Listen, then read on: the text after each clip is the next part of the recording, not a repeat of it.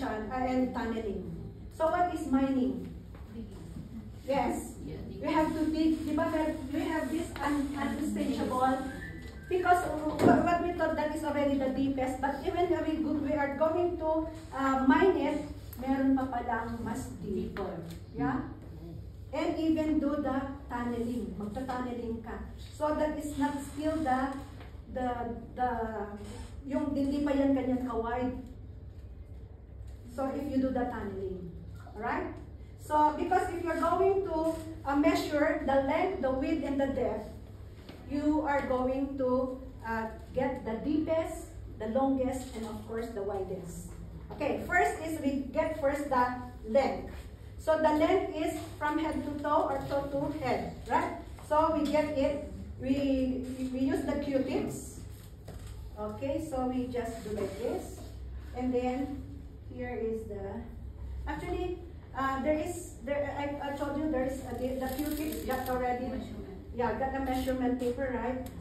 With the Q-tips. So since we don't have, just pretend that this is the word. Okay, this is a sterile also. So this is 6 centimeter. Yeah? So the length is 6 centimeter. What about the width? The width is right, it is one. Right to left. Alright? So it's 5.5 centimeter. The depth, you have to do the tunneling and the mining. So I thought this is, oh, you see? I thought this is already the deepest. But if I do the mining, see? Still. So this is the depth. 10 centimeter. Tagos na sa buto. 10 centimeter. And even here, if you do the tunneling here, can be still like that. See? See? So it's not only 6 centimeter. Okay, the length. So that's how you are going to measure. Why it is important for us to measure the wound?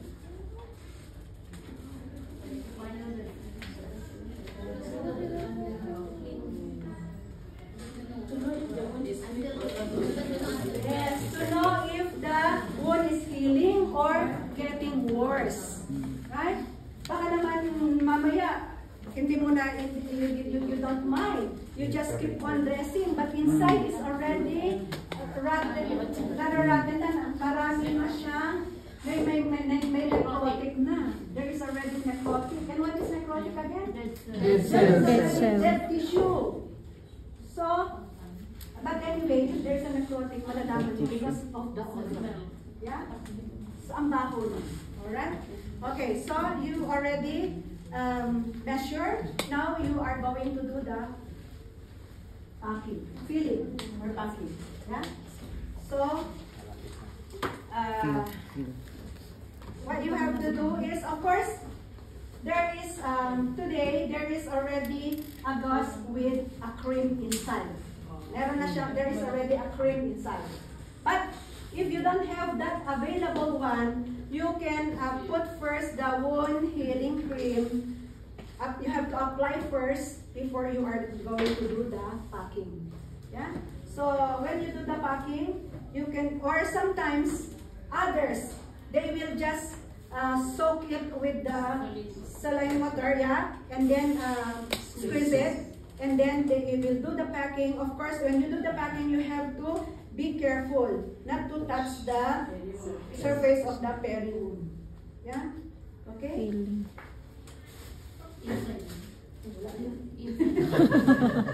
Wala na. It's okay. It's okay. Alright, so you have three options, yeah. It's either you have to put it the gauze with the cream, or you have to put it with saline, or you have to apply the antiseptic the wound healing cream first, then you have to do the packing. So there are 3 methods. Okay? So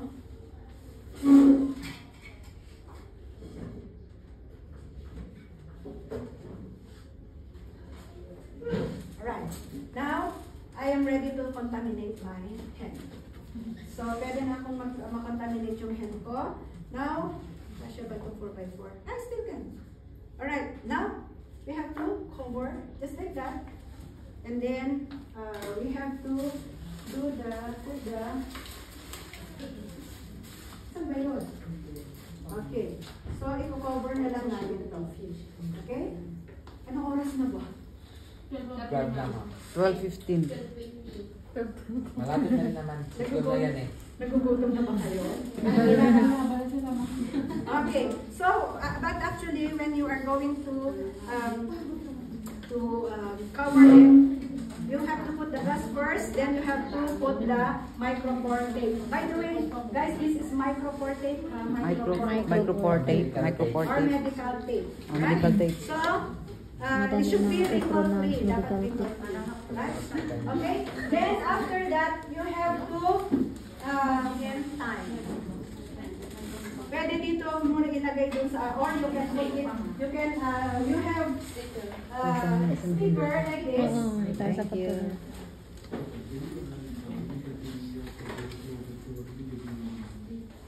If you have a sticker like this, you can just write your the date, the time, and your initial, and then stick it here.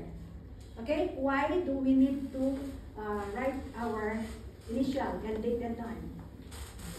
To identify that you are the one who will clean the wounds of that patient. Yeah, so you would know when to change. So, alam nyo kung kailan na naman papalitan. And the person Right? who's in And then, the person who did the dressing. The dressing. Okay? Now, I'm going to discard all the materials. There is no washable, reusable. Only this one. You have to wash the reusable materials and then put it in the proper place. Put back into proper place. Discard all the materials. Take off your gloves with an apron. And then you have to wash your hands again. And then you have to do the documentation. Okay, ganun lang kadali, guys. Di ba ang bilis? Anong ito? Sorry. I forgot to put the patient's drape.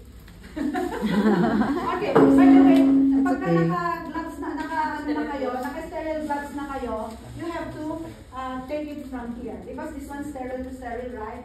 So, you are ready to contaminate the left hand. Yung non-dominant hand mo. So, igaganon mo lang siya. And then, ilalagay mo yun under your patient. Yeah? Before dressing. Yeah. Nakalimutan lang. And I forgot also, if you are going to dress your patient with a hospital bed, you see to it that your patient is in a comfortable position. So you have to lift the bed up. And also according to the height of your working condition. So that is the appropriate body mechanics for both of you and for your patient. Okay. So, yun na guys. Tapos na tayo. Yay! Stethoscope, sir.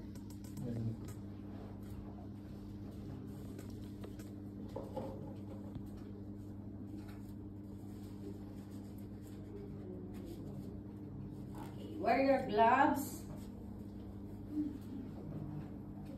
Once you are doing any nursing procedure before I proceed in clinic, when you already perform hand hygiene, because our hand near to the floor, you attracting bacteria.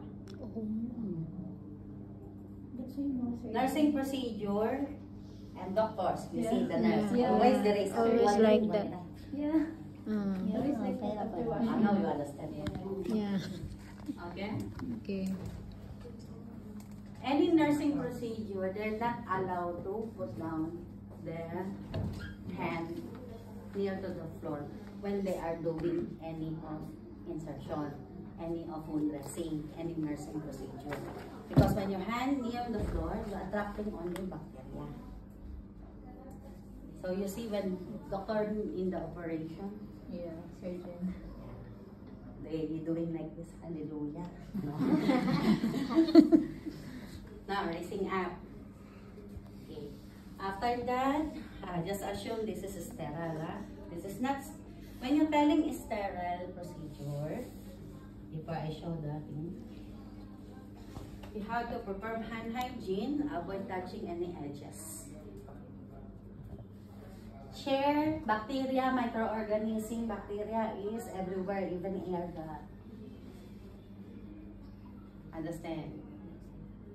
Ear gut bacteria. Protective equipment is needed to perform. Understand? So you can hold safely using gloves. Night shift. Using gloves. So, you lessen the bacteria. It doesn't mean 100% germs are not here. But you are avoiding bacteria to adapt more bacteria. Because germs are everywhere. Even our air gun does. Okay? So, this is to sterile before insertion. So, you have to remove the seal. Take the points from nose to ear lobe. Okay? From ear lobe to down to the neck, going to the neck from stomach in between the rib called xiphoid process. Then 5 centimeters to the stomach. Understand? So some nurses, actually you don't need to touch. You just away. Don't touch the body. Away. Same distance. Take the ear. Go down. Go down. So the tube will be sterile. Understand po? Then take. I just showing you earlier. So it is exactly where. To the nose. Go to the ear lobe. To the neck, to the xiphoid process, in between, in between you can feel your ribs here, right? From neck to here is xiphoid process. Then 5 centimeters going to the stomach. Because our stomach, digestive system will start here. Understand po?